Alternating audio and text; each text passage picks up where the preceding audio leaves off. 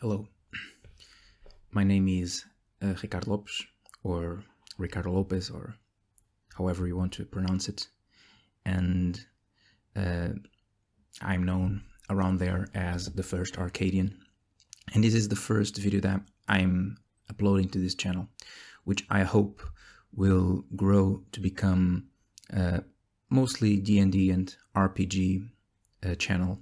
Maybe some of my personal artwork and writing, world building as well. Just make it a little world for myself to put my nonsense out there.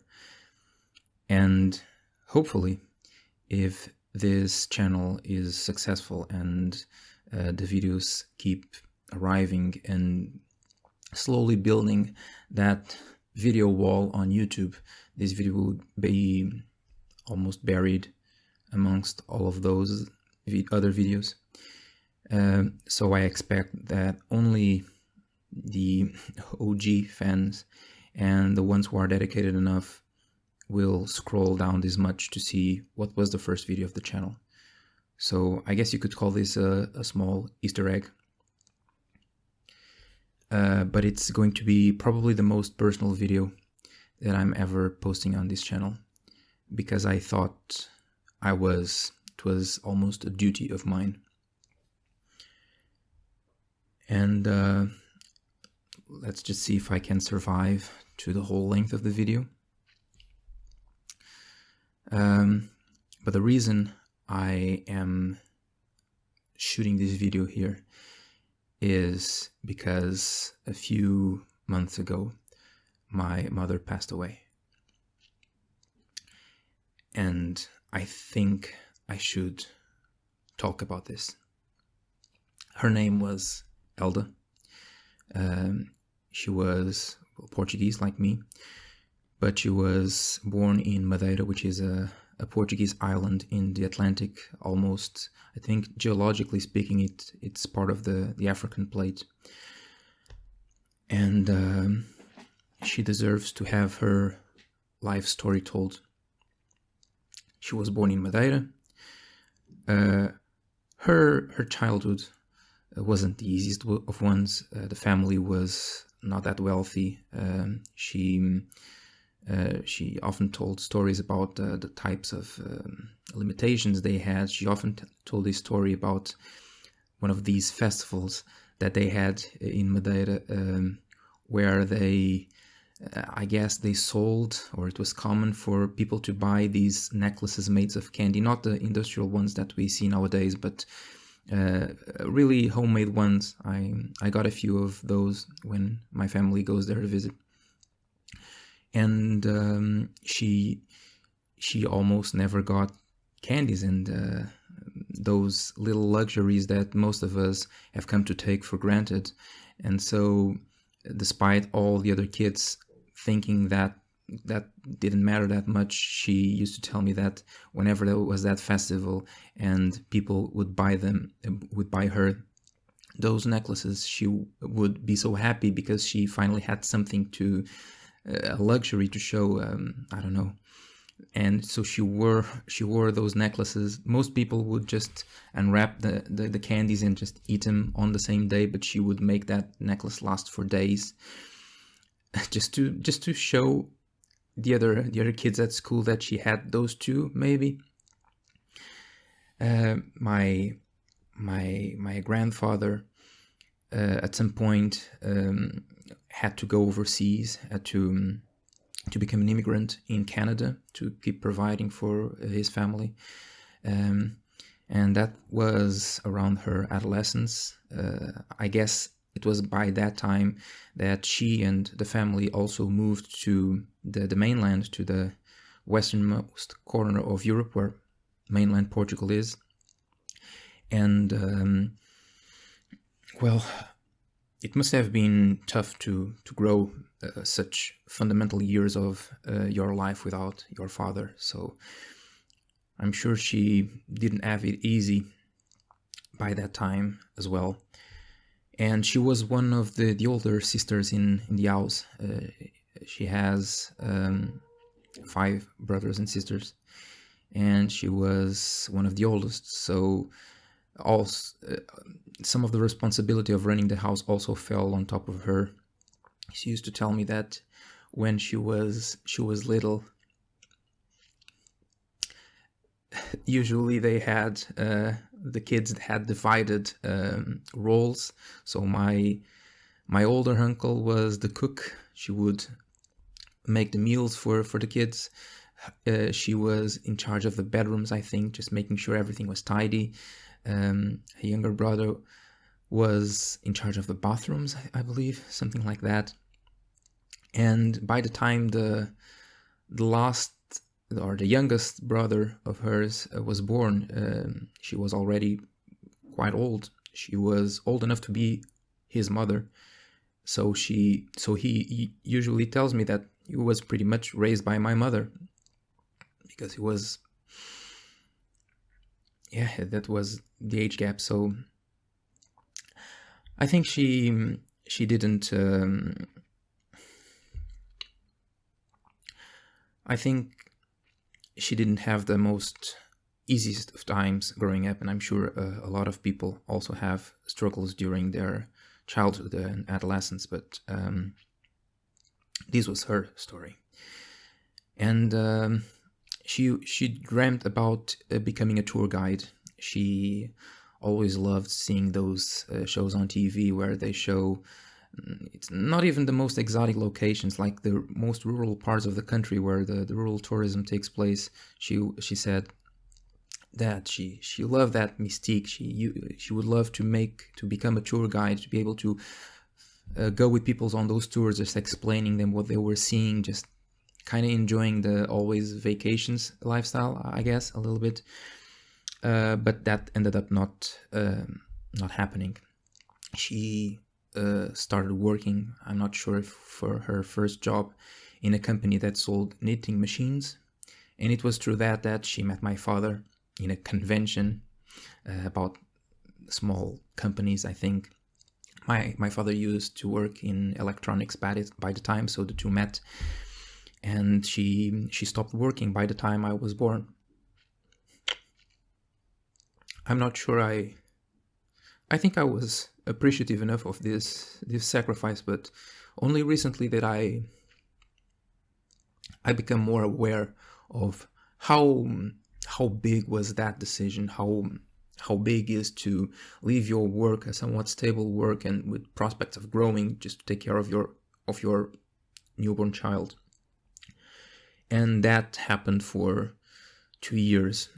I had right to be with her for the 2 first years of my life, until she got another job. She had 2 kids, me and my brother. She eventually started working at a public school, which I eventually enrolled, but that place was kind of a second home to me. I used to spend a lot of time there just drawing and making my stories. I used to draw a lot of monsters, like my version of Pokemon, some of which became in most recent years my D&D monsters. And I kind of always felt at home at that place. When I was a kid, I went there while she worked. During the years where I couldn't stay at home alone, she would take me to her job, and I would stay there, and I would hang with the staff in the staff room. And when the people would leave, I would stay there, keep drawing and playing with my Pokemon cards or watching TV. And when I started studying there, I often, after school, just stay there while everyone else went to their homes. I would stay to wait for my mother to finish her work, and come back home with her. And during the meantime, I would also stay there, just doing my homeworks and stuff. So I was kind of always near to her, always just a couple of steps away. I could go to her whenever I needed. At the times in those big recesses between, for example, the morning time block of classes and the afternoon classes. So when there were bigger gaps between classes, I would just, instead of going home, I would just stay at school talking with her, or going to the staff room, having her visit sometimes. So I was kind of always at home, really, because I was never that much far away from her. And at some point we started struggling a little bit. Like I said, my father worked in electronics. The electronics business started dying a little bit because things like appliances and devices started being cheaper to buy new ones instead of repairing the old ones, like it was standard at up until that time. And and that the business started falling a little bit. My father started to struggle to keep working in that area, and eventually that led to the decision that he had to leave that job. He bounced between electronic jobs for a while, but at a certain point it was not sustainable. He had to stop. We started struggling a little bit more financially. We ended up taking up a coffee shop, a cafe, that my father primarily ran, just to keep providing, and my mother would help. My mother would help a lot. We couldn't afford having someone working there at the cafe at weekends. It would make us lose probably half the money we were making on the weekdays anyway, so my father had to work the whole week back to back, and my mother usually sacrificed her own weekends as well to go work there as well, at least in the mornings, Saturdays and Sundays, when the people from the church came in like an avalanche asking for coffees. And it was much of her strength that kept us going, that kept us. She was kind of the joy. She was kind of the glue that kept us all together. She was the sun to brighten everyone up. She even used to bake cakes, and her cakes were delicious. But she used to make them because it's kind of hard to make money out of ordered pastries. So we had to. Maybe we would make 20%, maybe less, of every pastry we sell. So to pay the whole lot, because we had to buy in batches, it didn't make that much money. It was just more for the people to be able to have that choice. Otherwise, they would not go there anyway. So at weekends, she would usually buy. She would usually bake cakes and muffins, and people love those just because it was more profitable, and that made it, that kind of obligated her, that made her have to sacrifice even more time after she came home on Fridays, tired from a day of work, and she would still have to bake a batch of muffins to be sold the next day. And she did it joyfully. She did it with happiness, and she used to brighten up. Her smile would just stretch when we would eat one or two, and she would be so happy when we complimented her for her baking. I used to say that because our oven is not that good, sometimes the cakes would deflate, and I was always saying to her, and I made sure I said this to her, that I was always hoping that the cake would turn bad, because that would mean it wouldn't be able to be sold at the cafe, so I would be the one to eat it. And she was playful around that too. She was pretty annoyed whenever a cake didn't turn out, but then she kind of laughed when I came over all happy and said, "Yeah, there's cake for me."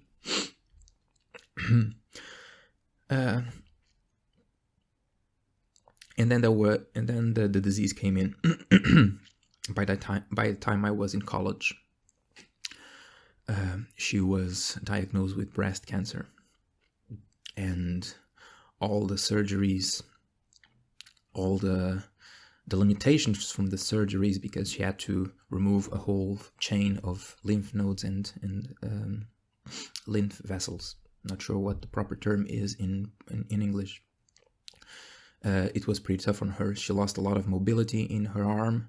The surgeries were tough, and the money they cost was just, it was a death sentence, almost. We were only able to pay and to give her the treatment she deserved because my grandmother and my grandfather, my father's parents, were able to help us at the time. My grandfather also already passed away.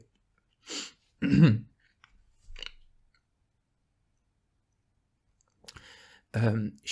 was a very grounded man. He used to save a lot, and the money he saved across his life was almost like a parting gift from him, because without that money, with the only the revenue that my mother and my father were making at the time, at the same time struggling to pay for my college and all the other expenses, and my brother who would enroll in college as well later on, they wouldn't be able to afford that because we just didn't have that money, and they were the ones who stepped up and paid for that.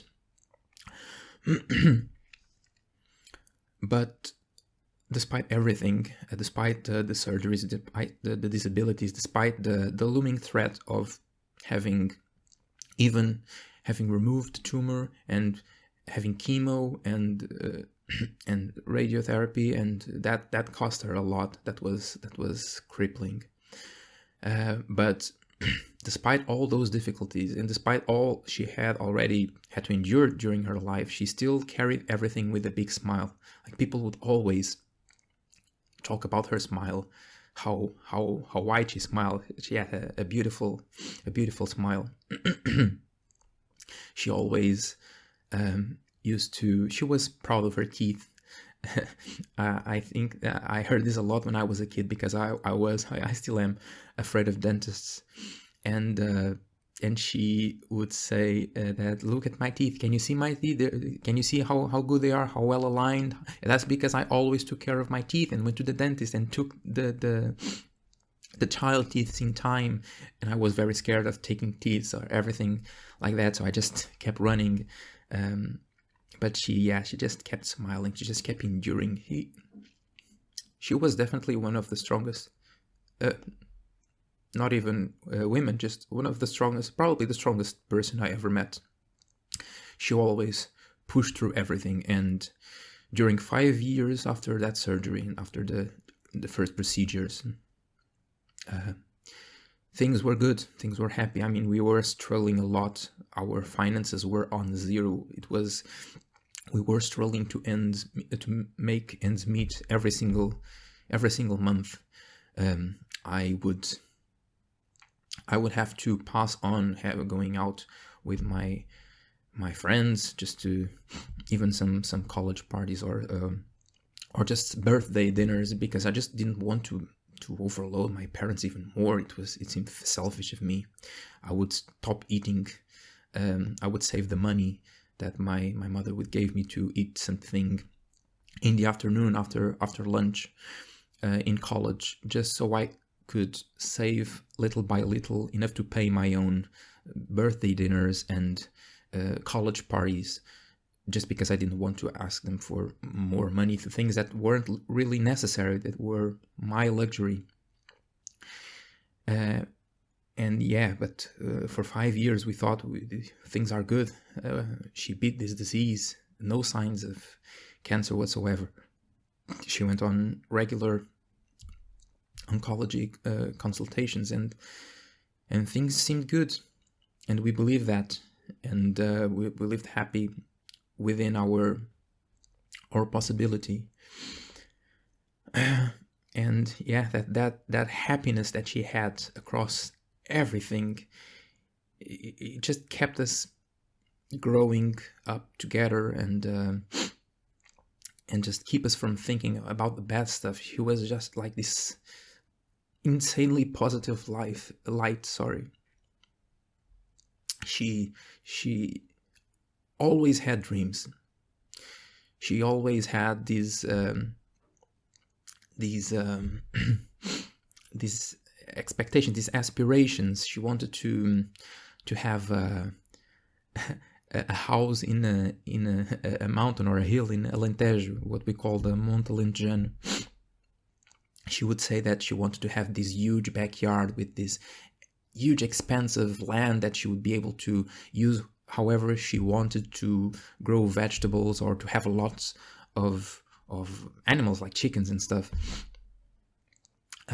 She was always looking forward to that, or always making plans about what we were going to do about my grandfather's house in his home village back in the middle of the country. But she always had these dreams, but she also was pretty happy with her life. She loved me and my brother very much, my father as well. But for us, she was what we referred to in Portugal as the chicken mother, because she was just overly worried with everything. She was afraid of everything we would do. She didn't like to allow us to go on parties or on dinners because something might happen. And there was even one time where I won an award from a contest I entered, which granted me a 5-day scholarship in a summer college in Coimbra, which is the Portuguese city most famous by its very old college, which has a lot of history. And I went there for a week, and it was the first time that I spent time away from my parents in that way, being completely alone, not supervised by any family member. And even though I was like 16 or 17 at the time, my mother freaked out so much. And just so you can understand how bad it was, at some point she would always tell me to keep phoning her every single time, like 3-4 times a day, just to make sure I was okay. And at some point I forgot to charge my phone overnight, and the battery got dead midday. And just to make sure I wouldn't worry her, because I knew what that might entail, I ended up asking to borrow one of my colleagues' phone. And these were people that came from all over the country, having won that award or having paid for that summer college. Anyway, so we didn't knew each other, and I asked one of them to borrow. I asked him to borrow his phone so I could call my mother, and she didn't know the number because I didn't know that person until 2 days ago. And I called her, and I told just everything was okay. We're having dinner at a cafeteria. Everything is fine. I will call you once I get to the dorms. She was so she was so worried about that. My father told me that they were in bed at that moment, just reading or watching TV, and when she hung up the phone, she immediately turned to him and said, "I think something's wrong. I think he's been kidnapped." and the kidnappers just handed him a random phone for him to tell it was okay because she didn't know the number, and she thought I sounded weird. Oh, I nagged her so much. I made so much fun of her over that across the years. I would never let her forget that. She was always that close and that clingy to her kids. But yeah, she always had these plans for the future. She was always dreaming about this house, this I'm not sure what the English word is for it. It's not the apartment, the kind of houses that you can have with a backyard and where you can have I don't know. And she would always talk about having one of those and having her own garden where she could grow up her own vegetables. She was very happy with that. We had a little pot here in the house where she would grow strawberries and be so happy whenever a strawberry was popping out and we could pluck it and eat it. And it said to me that that never got to come true, that she never got to have those rewards, having such a tough life up until that point. She deserved these rewards in the end, but at some point, about maybe 2 years ago or something, she started having kidney problems. For over a year, she was struggling with her kidneys. People were not sure what it was, so it was kind of always something going wrong. If it wasn't the money, it was the work. If it wasn't the work, it was the money. If it wasn't the money, it was the disease. If it wasn't cancer, it was some other thing. There was always this fight that we had to make. So that remained undiagnosed for a long time. The final diagnosis came almost more than a year after the first complications began. And by that time, we got the confirmation that it was the cancer that never really got away. It just went under the radar. And even the doctors were surprised because they were already calling her a success story. And it took a really long time for it to manifest again. In a way, this whole quarantine and me having the possibility of, after graduating, and the job that I'm having right now, having the possibility of working remotely, this quarantine was kind of welcome because we were able to spend a long time with her since daybreak to nightfall. We were always kind of like when I went to the school where she worked. We were always 2 steps away. I would often do small breaks in my work, and I would get up, go to the living room, and just say a few words, just play a little bit, and then come back, make sure she wasn't lonely. Though she had the dog that we got 9 years ago, maybe, because I really asked. I was starting to study vet school at the time, and it came the opportunity. One of my friends had a dog to adopt, and I asked my parents to get one. And my mother was insanely afraid of dogs because she was bitten when she was a kid, and it was kind of love at the first sight. She was so afraid of dogs, and she came to love that puppy so much. It's like this little crossbred, like 8 kilos, so about 15 pounds maybe. A person who was so afraid of dogs as she was, just getting to love this little puppy who grew up to be her best buddy, was so good. We called him Eevee because I'm a Pokemon freak, and Eevee was such a good company for her. She would often say that in a kind of jokingly manner to me. Hey, when you get married and when you leave the house, you're not gonna live with the dog because the dog is mine now. He recognizes me as his owner. And she said this in this kind of jokingly manner, but at the same time she was kind of serious as well. She was kind of testing the waters to see if I would went along with that, and I never confirmed that, but I was, if that happened, if she was still here when that would happen, I would leave the doggy with her, because I know how important it was for her. But she got worse a few months ago, shortly after Christmas. It seemed like it was nothing too major, but it got complicated really quickly.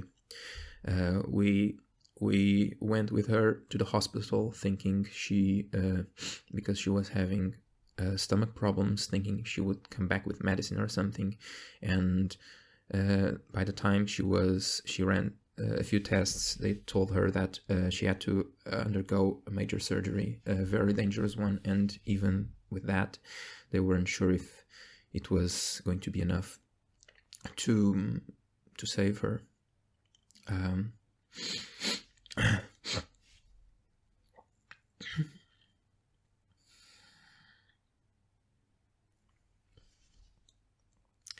And it pains me a little, because to think that her life was always a fight against the current. We were never wealthy, we were never comfortable with money, we never had stable jobs, or stable in the way that my father mostly. We were dealt a bad hand in many ways. And it pains me to see that it was always a fight for her, after a childhood that must have not been that easy. If it, like I said, if it wasn't the job, it was the money. If it wasn't the money, it was the disease.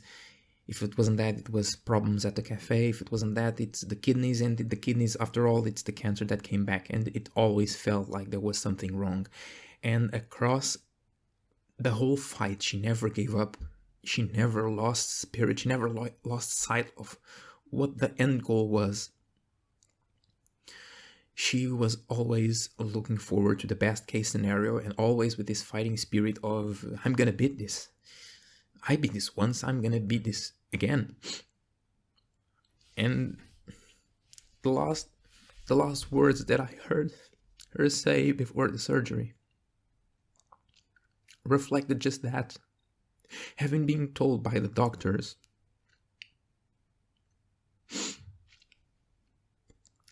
that she had to go to this surgery, which was extremely dangerous, and the surgeon wasn't sure she would make it. Even when the surgeon advised her,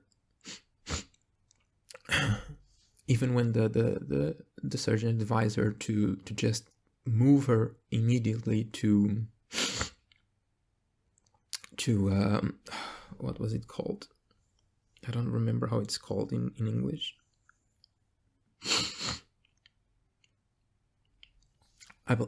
Palliative care, I think it's that. I'm not sure if I'm just translating what the word in Portuguese is, but even after the surgeon suggested that, even with the bad odds that surgery had, even though the surgeon said I could open her and just close it again because I see there's nothing to be done, she said, and she kept saying, no, I don't care about the odds.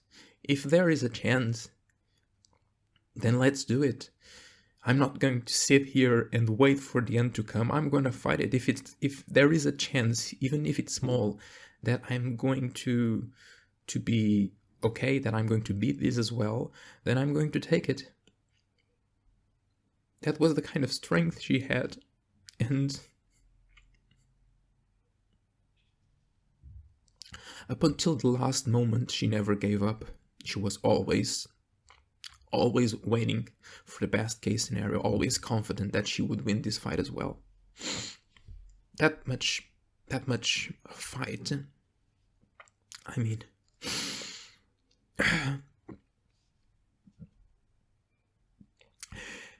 and I'm outraged. I'm very angry about the injustice of life against her, because she was a good person. She was a genuinely good person. She was just good. Even after her health turned to the worse, just in Christmas Day, which was a lovely Christmas. We had to be quarantined. We couldn't see the rest of the family. It was the first Christmas that we all passed, just the four of us here in the house. And it was so special. She was so happy. She seemed literally like a kid in Christmas. And even in what was supposed to be a very intimate day, when I knew a friend of mine was going to spend his Christmas alone, and I told her, look, Mom, Dad, there's this friend of mine who's going to spend Christmas alone, and it doesn't seem very happy. He's just saying that he's going to spend the whole day playing games and be just a day like any other day. Christmas shouldn't be any other day. I want to go there and just give him a little gift, a little bit of the candies that we baked to have on Christmas, just to cheer up his day a little bit. And she jumped at that opportunity. She said, "Yes, of course, let's go." And we went, and that was the first. I think that was the last time she left the house, if we exclude her trip to the hospital. She was a good person, and she was a good person who always saw the good things happen to the other ones. And even so, she kept smiling, and she kept dreaming, and she kept this optimism, this radiance that brightened everyone around her. She worked at the school as I don't even know what to call it. She cleaned the classrooms, and she took care of the students when it was non-class issues, like taking them to the infirmary and stuff like that. It's the staff, I guess. And the students loved her. She was one of the most relatable persons there, because she was just so genuine. And she cared just so much about us. She just kept living a honest life, making good deeds whenever possible, and never getting the reward she deserved. She deserved to have that house on the hill in Alentejo, surrounded by how many gardens she wanted for her to grow flowers and vegetables and whatnot, to have a whole pack of Eevees at her doorstep, be able to live her retirement happily with my father, who is certainly suffering, probably even more than all of us, because he now has to contemplate the sight of a future, a life of old age without her, without his soul partner.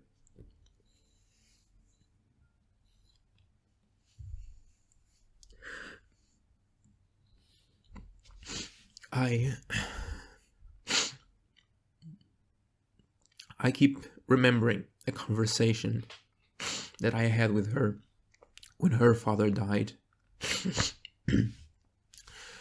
And he died when I was very little. I think my brother wasn't still born at the time. I was probably around 4 years old, or 5, I don't know. And we at some point went to the cemetery to visit him, and my mother broke down and cried. She took my baby brother in her arms, and she was right there where my grandfather was, and she was just crying and saying, "Here, Dad, see, this is your grandson that you never got to meet." And I can't stop thinking about that's what's going to happen with me too.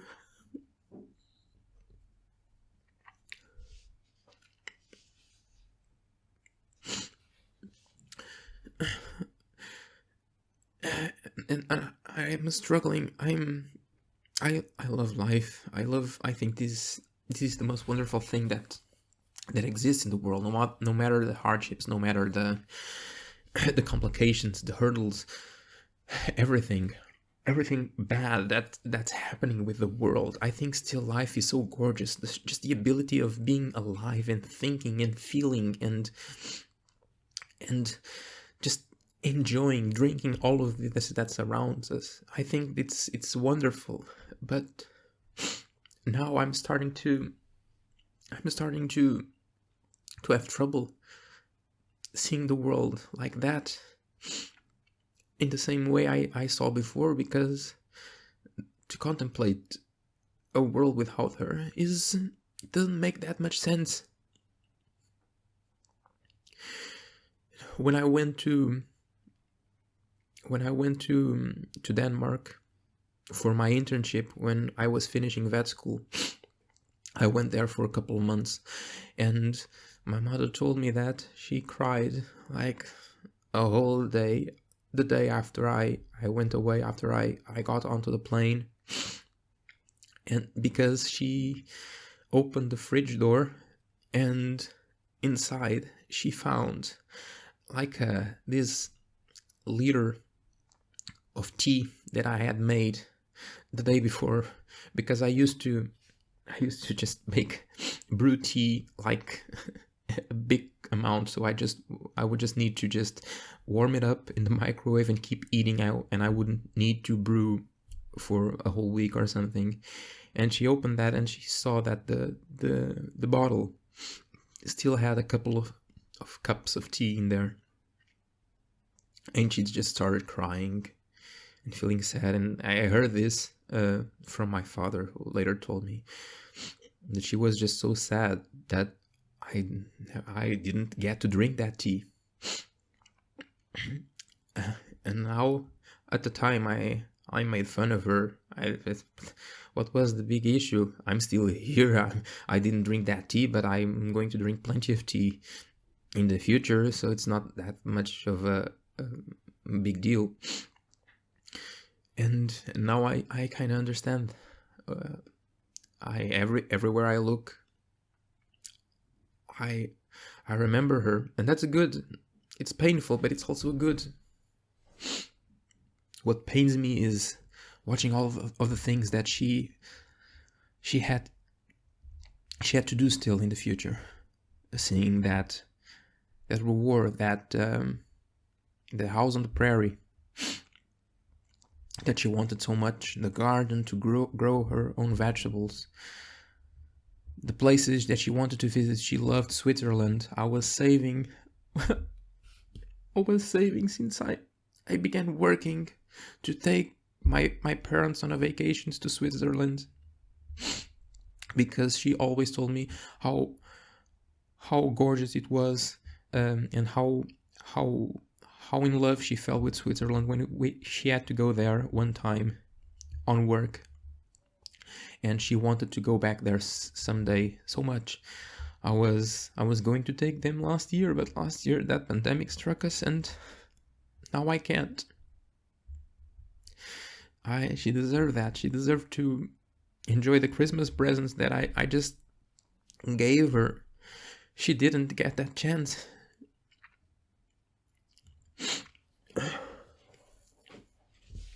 It's just it hurts to think about how unfair things went. And I know that life is not fair.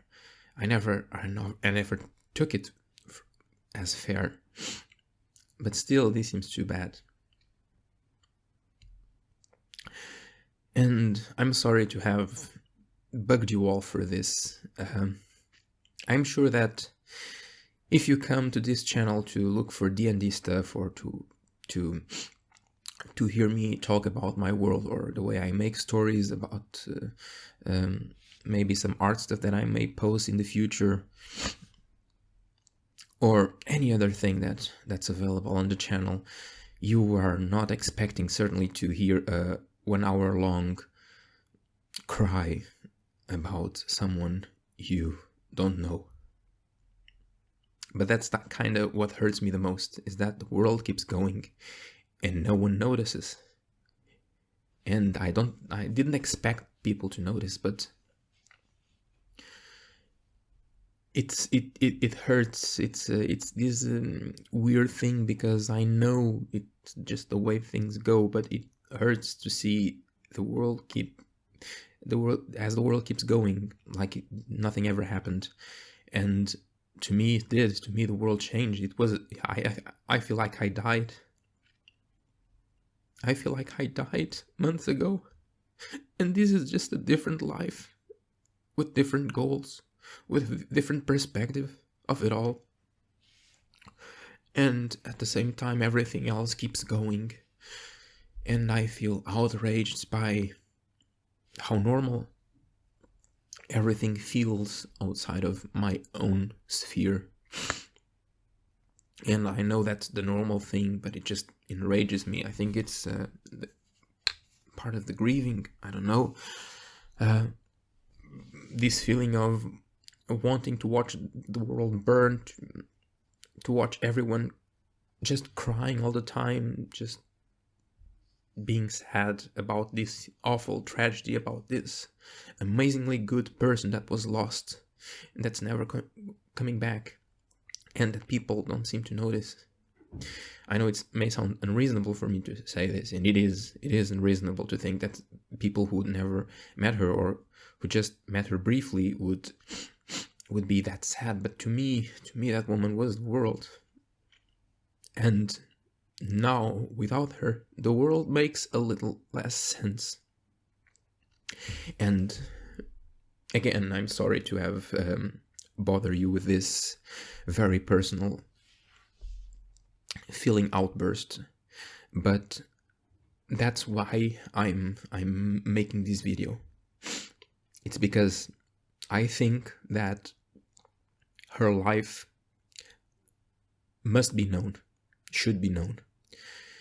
I think people out there, even people who didn't met her, should know that there was this amazing woman called Elda, who lived this life, and by the injustice of life itself was stripped away of us way too early. But nonetheless, she was here. So this is what this video is about. It's to tell you that she was here, to tell you that she existed, and now you know, even if in a very short way, you know a little bit of her life story. And to me, I hope that will calm me, that will bring me some consolation, some solace, knowing that by sharing her story, I'm in a way immortalizing it. And and that was it.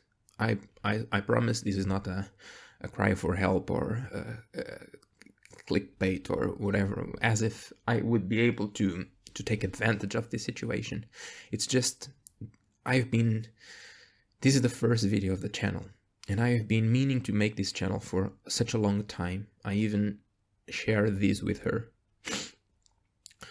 And I have some videos planned, some thought out, some things I want to say written down, and I had this whole roadmap planned. But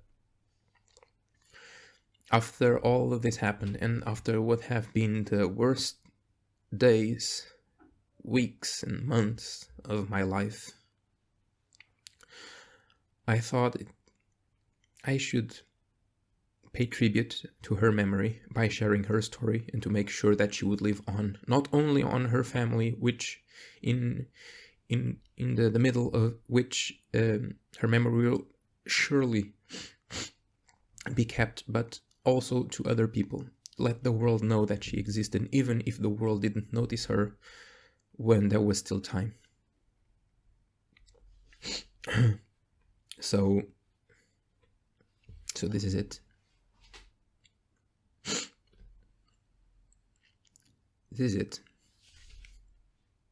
Again, sorry for the very out of character video.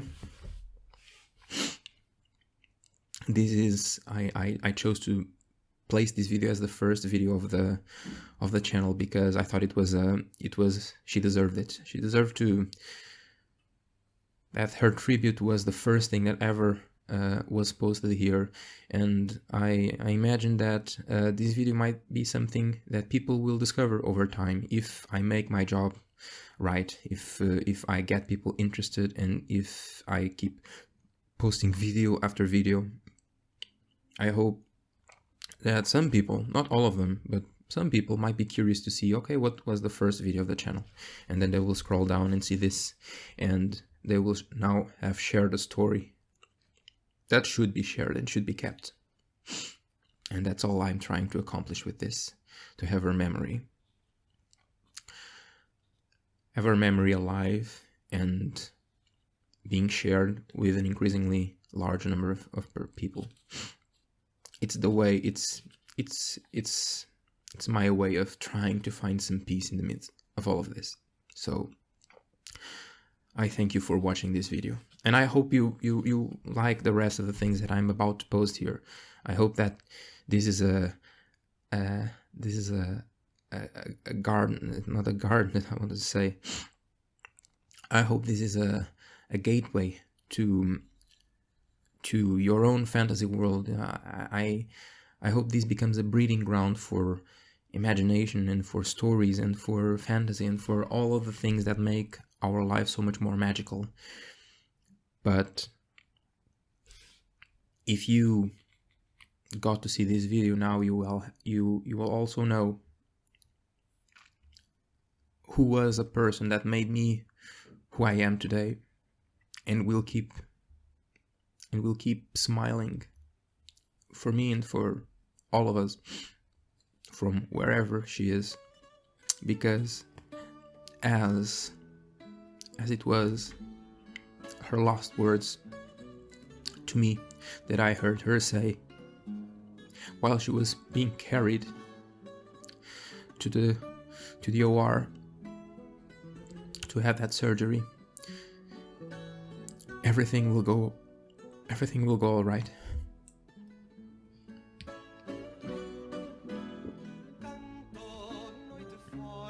Thank you.